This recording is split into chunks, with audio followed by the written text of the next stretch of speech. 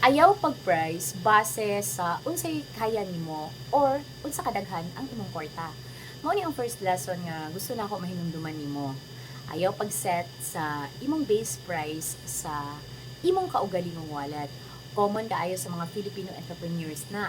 For example, ikaw mismo, dili ka comfortable mo gasto og 10,000 pesos para sa usa ka service. So, kung ikaw ang mag-price sa imong service, maybe ibutang nimo na 1,000 pesos. Ngano?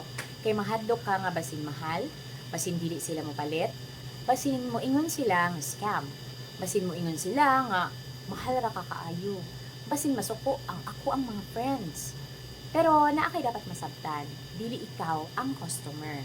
Kung ikaw dili ka ka-afford sa 10,000 pesos, dili pa sabot nga ang tanang tao dili pud maka-afford ana.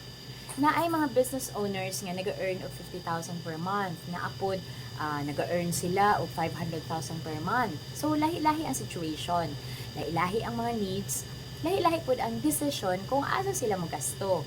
So ayaw paghuna-huna na kung dili nako ma-afford, dili po nila ma-afford. That can be a big mistake in business.